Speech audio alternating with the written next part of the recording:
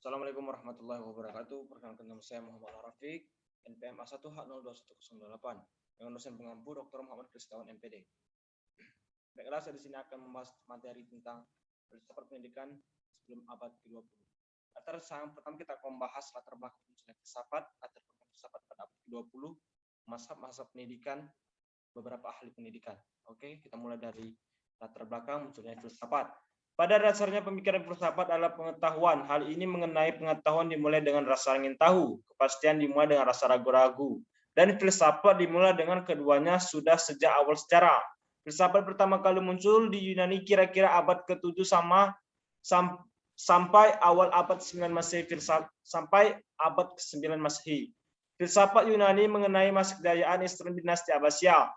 Tetapi di puncak kejayaannya, dunia filsafat Islam mulai mengalami kemunduran ketika antara para kaum filsuf yang diwakili oleh Ibn Rushd dengan para kaum ulama oleh Al-Ghazali yang menganggap filsafat dapat menjerumuskan manusia ke dalam ateisme bergolak. Setelah abad ke-13, peradaban filsafat Islam benar-benar mengalami kemunduran setelah kaum ulama berhasil menangkap perdebatan panjang dengan kaum filsuf pada abad ke-17 Masehi, menegaskan bahwa pengetahuan tidak berasal dari kitab suci atau ajaran agama, tidak juga dari para penguasa, tetapi dari diri manusia sendiri.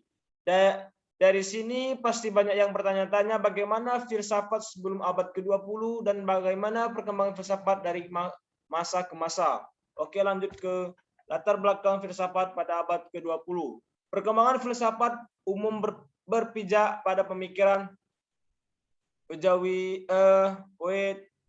Jawi Jatna 1986. Periode perkembangan filsafat dapat dibagi 4, yaitu filsafat Yunani, filsafat Hindu, filsafat Islam, filsafat Eropa, atau filsafat modern. Filsafat Yunani adalah filsafat yang tertua. Plato dan Aristoteles merupakan tokoh pada masa filsafat Yunani. Karyanya dapat digolongkan menjadi 4 golongan. Yang pertama logika, fisika, metafisika, dan pengetahuan praktis. Pemikiran filsafat Plato dan Aristoteles ini kemudian berkembang ke Timur Tengah dan dikembangkan oleh sarjana-sarjana Islam dan membungkusnya dengan baju Islam. Ada pula filsafat Hindu sejak abad 10 sebelum Masehi. Perkembangan filsafat Hindu sejalan dengan perkembangan filsafat Yunani. Bahkan ada ahli yang mengatakan adanya kesamaan konsep mitologi Hindu dengan Yunani. Filsafat Hindu ini tertuang dalam konsep Padisme, Brahmanisme, dan Buddhisme. Padisme adalah keseluruhan alam pikiran India yang merupakan filsafat dan agama. Padisme berhubungan dengan konsep Hindu bangsa Arya yang berpindah dari Iran ke tanah datar Sungai Indus. Lanjut ke filsafat Islam. Harun al-Rasyid, Khalifah Daulah Abbasiyah, mengembangkan pemikirannya untuk mengkaji ilmu pengetahuannya. Dia mendirikan sebuah lembaga pengajian ilmu pengetahuan dan yang bernama Baitul Hikmah. Ajaran dan keterangan filsafat mereka dipengaruhi oleh Neoplatonisme. Abad ke-13, orang Eropa mulai menggali kembali filsafat klasik yang sudah berbaju Islam. Ada pula filsafat Eropa.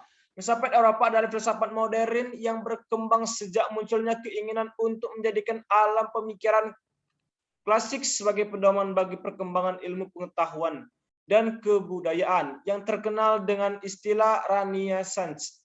Renaissance ditandai oleh kecenderungan pemikiran untuk mengambil kembali alam kebudayaan Yunani yang humanisme. Pemikiran filsafat yang lain dalam perkembangan filsafat Eropa adalah aliran empirisme. Ada pula kita akan membahas mazhab pendidikan. Mazhab idealisme. Idealisme merupakan pengetahuan yang diperoleh melalui indera, tidak pasti dan tidak lengkap. Karena hanyalah tiruan belaka, sifatnya maya atau bayangan yang menyimpang dari kenyataan sebenarnya. Filsafat idealisme diturunkan dari filsafat materi fisik yang menemukan pertumbuhan rohani. Mazhab idealisme bertujuan untuk membentuk karakter dan mengembangkan bakat dan kemampuan dasar serta kebaikan sosial. Mazhab realisme. Realisme merupakan salah satu filsafat yang memandang realitas secara dualitas. Realisme juga mazhab yang berbeda dengan materialisme dan idealisme yang bersifat monistis. Ada pula mazhab materialisme. Materialisme memandang bahwa realitas seluruhnya adalah materi. Dalam arti sempit, materialisme adalah teori yang mengatakan bahwa semua bentuk dapat diterangkan menurut hukum yang mengatur materi dan gerak. Ada pula beberapa pendidikan ahli filsafat. Ada pula Aristoteles.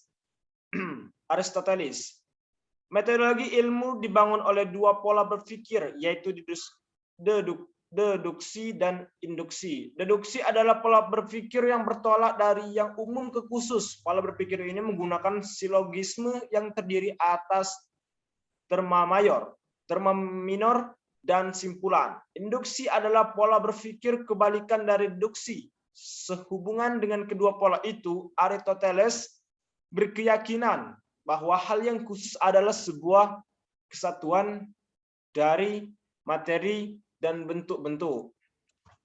Ada pula Franz Bacon. Tonggak kedua perkembangan metode ilmu dicetuskan oleh Franz Bacon.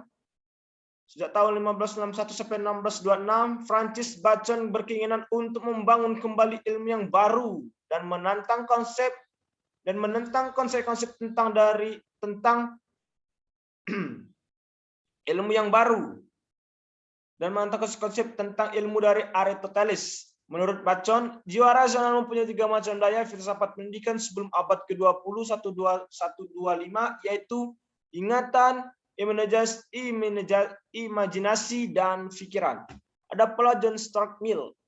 Sebagai tokoh yang pertama pada masa tonggak ketiga ini, John Stuart Mill berusaha merumuskan teknik-teknik induktif untuk menilai hubungan antara kesimpulan dengan evidensi atau hal-hal yang menjadi sebenarnya. Philip Frag dalam pembahasan tentang kualitas dan sebagai interpretasi tentang mekanika kuantum dan teori relativitas ditandai sebuah tilikan yang tajam dan metodologi yang dipergunakan secara aktual dan oleh para ilmuwan. Oke, mungkin cukup sekian yang dapat saya presentasikan. Apabila banyak kekurangan kata, saya mohon maaf. Kepada Allah saya mohon ampun. Saya akhiri. Wabillahi taufiq wal hidayah. Wassalamualaikum warahmatullahi wabarakatuh.